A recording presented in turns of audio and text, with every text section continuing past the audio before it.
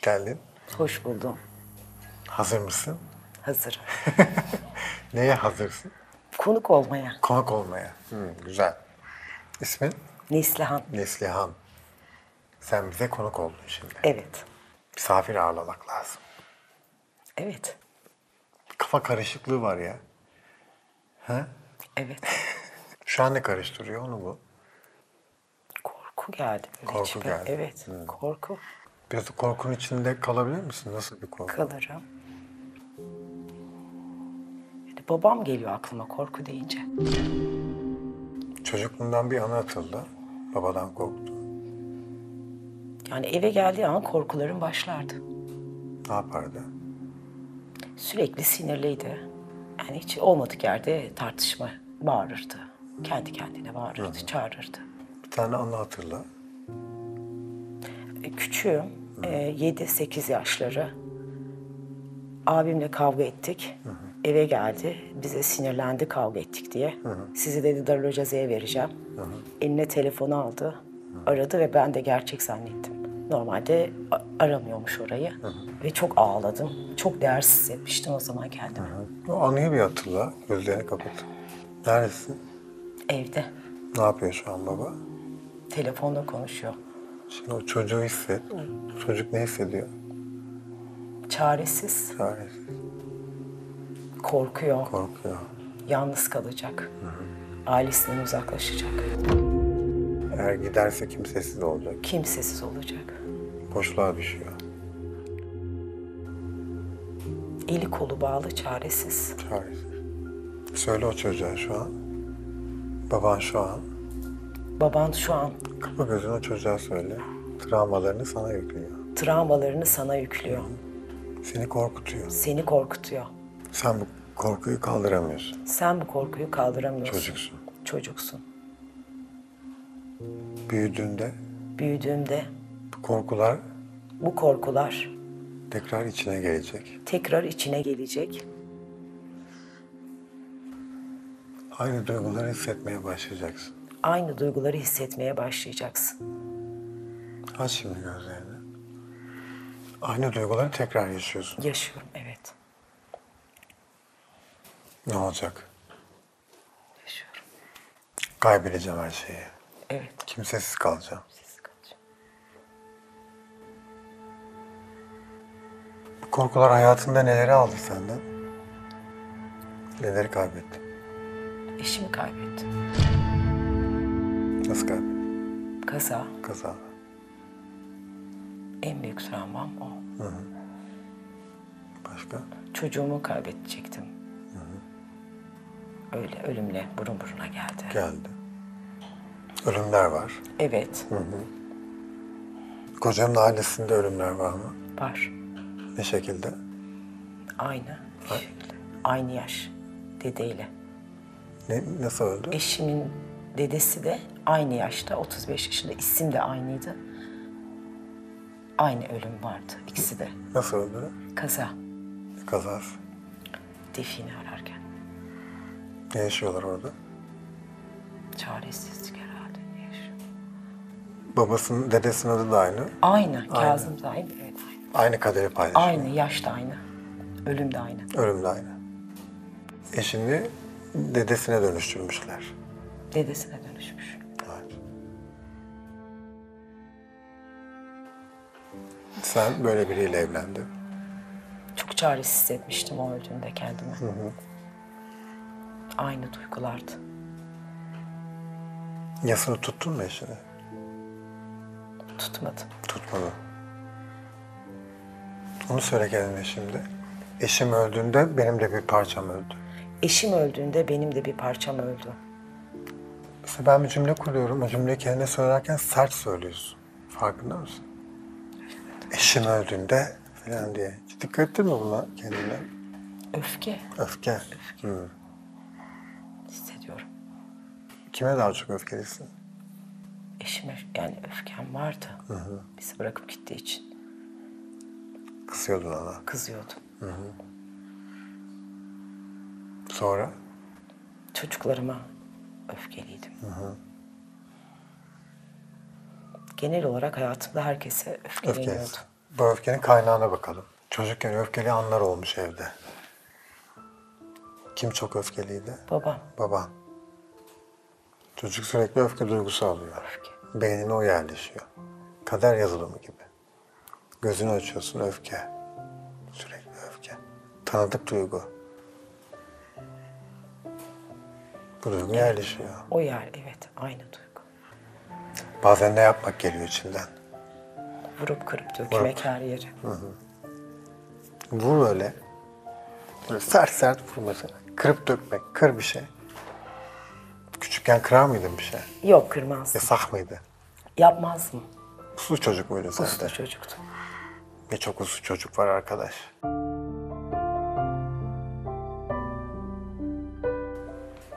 Yapmazdım. Kırdık bakalım yap bir şeyler. Nasıl dağıtabilirsin? Burayı mı nasıl dağıtırım? He. Zor geliyor. Ne zorluyor? Zarar vermek. Zarar vermek. Yoğun bir öfke var ama tam zarar verir miyim korkusu da var. Var. Baban şiddet uygular mıydı? Hayır. Söyle kendine. Babam çok öfkeliydi. Babam çok öfkeliydi. Gerçekte zarar vermek istemiyordu. Gerçekte zarar vermek istemiyordu. Öfkesini kontrol edemiyordu. Öfkesini kontrol edemiyordu. Ben de benzer duygular yaşıyorum. Ben de benzer duygular yaşıyorum. Çok oturuyor. Babanın öfkesi geçiyor. Anneden ne geliyor? Annem de öfke hissediyorum. Annemde de öfke yoğun. O da kızgın. O da kızgın. Her şey kızar mı? Yani böyle yok, her şeye kızan değil fakat hep çok yüksek sesle konuşan. Bağıra bağıra. Bağıra bağıra çok sesli, onu yüksek. Bir parçam anam olmuş, bir parçam babam olmuş. Evet. Nasılsın şu an? Bazı ritüeller iyi hissettirdi bana kendimi. Kalbindeki çarpıntıya bak. Geçti. Geçti mi biraz? Geçti. Güzel. Orada bir ölüm korkusu tetikleniyor sürekli. Bir tedirginlik, bir şey olacak, bir şey olacak, Bir şey olacak. bir şey olacak. Bir şey de olmuyor ama bir şey olacak. Evet. Bir sıkıntı gibi geliyor. Hı? Yükseliyor. Evet. Yükseliyor. Ve uzun kalıyor. Kötü bir şey olacak ama olmuyor ama olacak gibi. Olacak gibi. Benzer duygular mı? Evet. Paylaştıklarım. Birebir. Bir- O yaşadığım duygular. Geliyor yoğun. Onda bir belirsizlik, çaresizlik. Çocukken evde nasıldı bu? Babamın öfkelendiği zamanlarda hissettiğim duygular bunlardı. Çaresiz. Abiyle niye kavga ediyordun? Kıskanıyordu beni sürekli. Neden? Babam ona çok yetki vermişti. Her şeyi ondan izin almamı istiyordu. Ben de almam, o benim abim diyordum, babam sensin diyordum. Onu da söyle kendine. Babam abime Babam abime babalık verdi. babalık verdi. Abim beni kızı gibi görüyordu. Abim beni kızı gibi görüyordu. O yüzden çok işgal etti beni. O yüzden çok işgal etti beni. Çok uyardı. Çok uyardı. Kendi kafasındaki kadına dönüştürmeye çalıştı. Kendi kafasındaki kadına dönüştürmeye çalıştı. Evde 2 tane baba var. Ki baba. 2 erkek. Evet. Baskın, sinirli, Sinirli. Ne yapacağı belirsiz. belirsiz. Her an her şey olabilir. O zaman erkekler korkutur bizi. Korkutuyor. Zarar verebilirler. Böyle durumlarda kadınlar erkekleri uzaklaştırırlar kendisinden. O öfkeyi almamak için. Bunu yaşadın mı hayatında? Yaşadım. Hani şey gibi düşün. Konuşursun, sohbet edersin ama biraz yakınlaştığında böyle artık istemezsin. Evet. O kadar samimi olmak istemezsin. O kadar dost olmak istemezsin. Onu da öğret kendine. Çocukken Çocukken abimle abimle babam babam bana her yaklaştığında bana her yaklaştığında öfke verdiler. öfke verdiler. O yüzden erkeklerle yaklaşamıyorum. O yüzden erkeklerle yaklaşamıyorum. Öfkeleniyorum. Öfkeleniyorum. Onları dışlıyorum. Onları dışlıyorum. Yakınlaşmada öfke artıyor. Öfke artıyor. Aynen. Beynimiz de çocukluktan buna alıştığı için genelde gider hep böyle öfkelendirecek tipleri bulur. Bu aşktan, evlilikten bahsetmiyorum. Bu arkadaş da olabilir, iş yaptığım biri olabilir. Komşum olabiliyor bazen. Yani beynim seçiyor onu, gidiyor, buluyor. Hep diyorum uzakta dursun. Evet. Aynen, yaklaşmasınlar. Yaklaşmasın. Yaklaşmasınlar, aynen. Onu da öğret kendine. Çocukken Çocukken abimle babam abimle babam uzak olduğunda uzak olduğunda daha rahattım. daha rahattım. Onlar yaklaştığında Onlar yaklaştığında hep kötü hissettim. hep kötü hissettim. Bu bilgi nasıl geldi? Şimdi de aynısını yaşıyoruz. Aynısını yaşıyorum. Yakınlaşınca kötü, uzaklaşınca iyi. Evet. Bu o zaman şöyle bir durum yaratır. Yani yakın ilişki kurma problemi olur bu sefer Var. hayatımızda. Ve o ilişkiyi uzun sürdürmekle ilgili. O da problemler yaşarız. Yaşıyorum. Yaşıyoruz. Nasıl yaşıyorsun mesela insanlarla bunu? Çok fazla uzun süre bir arada kalamıyorum insanlarla. Ne oluyor? Çok sıkılıyorum. Sıkılıyorsun. Orada en çok sıkan ne? İşgal edilmiş hissediyorum kendimi. Nasıl insanlar buluyorsun kendine? Yapışık. Yapışık. Sürekli yapışacak sana. Evet. Niye yapışıyorlar? Belki hayır diyemediğim için. Sürekli evet diyorsun. Sürekli evet. O zaman sürekli onların hayatlarını kolaylaştırıyorsun. Kolaylaştırıyorum. Sorunları çözüyorsun. Kolaylaştırıyorum. Bunu çocukken nasıl yapıyordun? Bir şey oluyor, sen Arada ara kablo gibiydim. nasıl yani? Annemle babamın. Ne yapıyordun? Yani iyi olsunlar diye böyle babama ayırırız. Babam şikayet ettiğinde babama yok öyle değil. Annem şikayet ettiğinde yok babam öyle değil deyip ortamı yumuşatıyordum. Ara bulucu. Ara bulucu. Onu da öğret kendine. Çocukluğumu yaşayamadın. Çocukluğumu yaşayamadım. Erken yaşta yetişkin oldum. Erken yaşta yetişkin oldum. Annemle babamın arasını düzeltmeye çalıştım. Annemle babamın arasını düzeltmeye çalıştım. Hep onları düşündüm. Hep onları düşündüm. Kendimi düşünmeyi bıraktım. Kendimi düşünmeyi bıraktım. Büyüdüm. Büyüdüm. Hep insanlara Hep insanlara fedakarlık yapıyorum. fedakarlık yapıyorum. Onlar mutlu olsun diye Onlar mutlu olsun diye çaba gösteriyorum. çaba gösteriyorum. Kendimi unuttum. Kendimi unuttum. Aynısı devam ediyor. Buna bir son vermek lazım. İstiyorum. Artık sen biraz şımaracaksın. Onlar çekecek kahrını. Şimdi senin gibi insanlar da bu kadar fedakar olanlar bir şey istemekten de çekinirler. Kolay kolay bir şey de isteyemez insanlar. Almayı bilmiyorum. Almayı bilmiyor. Heh. Onu söyle kendine şimdi. Çocukken sürekli verdim. Çocukken sürekli verdim. İyi duygular vermeye çalıştım aileme. İyi duygular vermeye çalıştım aileme. Onlardan alamadım. Onlardan alamadım. Şimdi de Aynısını aynısını devam ettiriyorum. devam ettiriyorum. Hayatındaki alma verme dengesini koruyacaksın. Tabii ki birilerine fedakarlık yapma hakkımız var. Fazladan yardım etme hakkımız var. Ama bu ikisiyle beraber hiç yardım etmeme hakkımız da var. İkisini de kullanacağız. İkisi de sende. Ama sürekli verir almazsan kendi dengeni bozarsın. Yani kendi hakkından yersin. Sen bunu yapmışsın yıllarca. Evet. Artık kurtarıcı olmayı bırakıyoruz. Bırakıyorum. Söyle kendine istersen yavaş yavaş. Annemle babam kurbandı. Annemle babam kurbandı. Öyle yetiştirdiler. Öyle yetiştirdiler. Onlar da o duyguları bana attı. Onlar da o duyguları bana attı. Ben de kurtarıcı oldum. Ben de kurtarıcı oldum. İnsanları kurtarmayı bırakıyorum. İnsanları kurtarmayı bırakıyorum.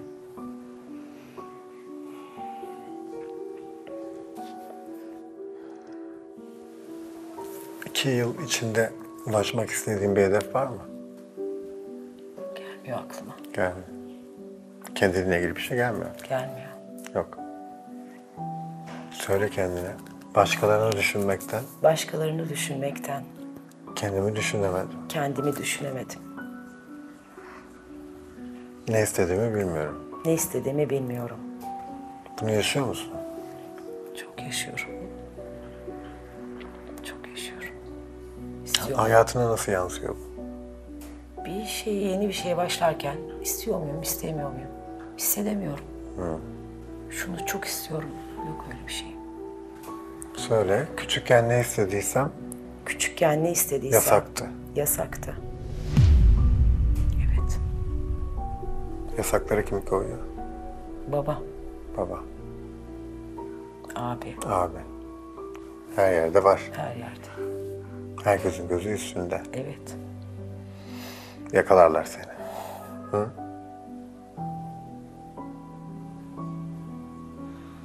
O zaman şunu söyle. 2 sene içinde 2 sene içinde kendim olmayı geliştireceğim. kendim olmayı geliştireceğim. Korkmadan, Korkmadan, daha özgürce daha özgürce kendimi geliştireceğim. kendimi geliştireceğim. Bir insanın kendisine vereceği en iyi ödül bu olsa gerek. Kendini geliştirmek, kendi sınırlarını zorlamak, kendi potansiyelini geliştirmek. Çünkü çocukluk travmaları bunları alıyor elimizden. Evet. Hayatı böyle akışına bırakıyorsun. Yani hani sistem istediği için evleniyorsun, sistem istediği için doğuruyorsun. Onlarla uğraşıyorsun. Onların sorununu hayat amacı yapıyorsun. Yani çoluğun, çocuğun, onun bunun, neyse işte. Ama kendini unutuyorsun. Yani çalışmak zorundasın, para kazanmak zorundasın, bilmem ne yapmak. Kendin, o da yok. Yok. Bir evi alayım, şunu alayım, bunu yapayım, bunu yapayım. Kendin, evi yok. Alıyor onu evi, bir yere, bir yaşa geliyor ne diyor, oturuyor ondan sonra da böyle bir hastalıklarla uğraşıyor ne diyor. Ya da başka sorunlarla. Bir bakıyorsun ki hiç yalnız.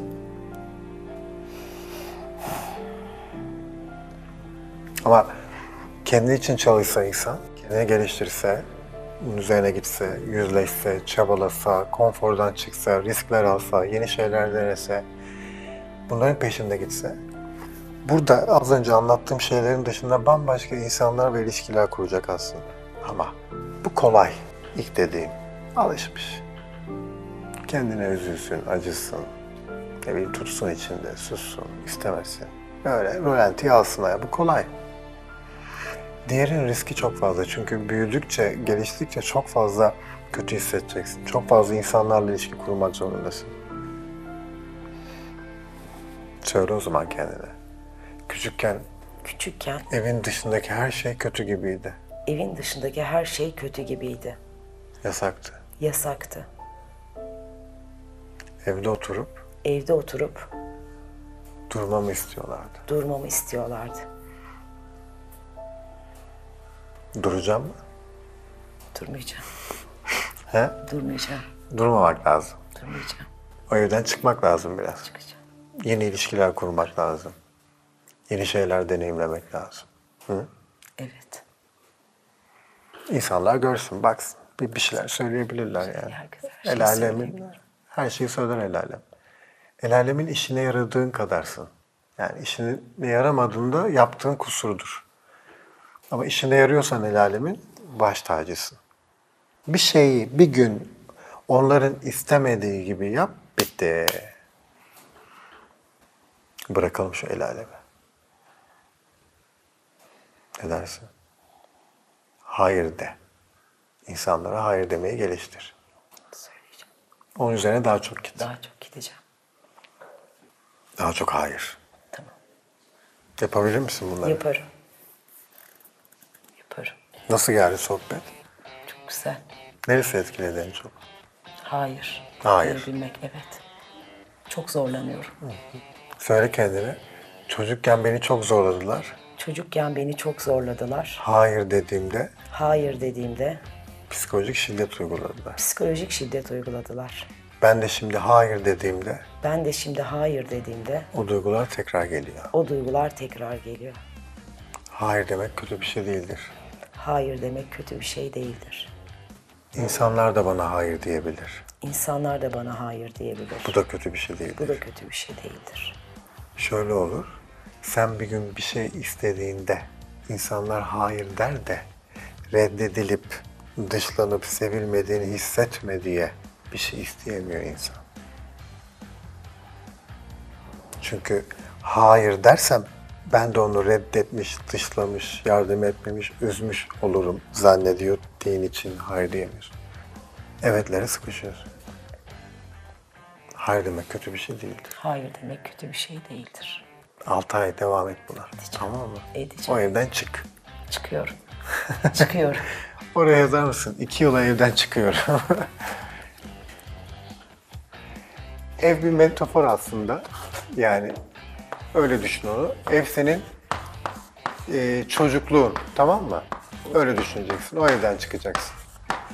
Şimdi buraya yazıyoruz, insanlar kadına yeni ev mi aldıracaksın diye düşünmesin. 2 yıla evden çıkıyorum. Ev çocukluğundaki ev, tamam mı? Oradan çıkamıyordun. Beynin her gittiği yeri ona dönüştürüyor ister istemez. Evet. Yani sen şu an yetişkin bir insansın, bir bireysin. Kendi evindesin ama beynin sürekli orayı hatırlatıyor sana. Oradaki duyguları veriyor. Burası orası değil. Artık büyüdün, çıkabilirsin evden. Yanlış yapabilirsin. Tamam mı? Hakkın var. Hata yapabilirsin, hakkın var. Yani bu haklarını kullan. Kullanacağım. Tamam. Şifa olsun.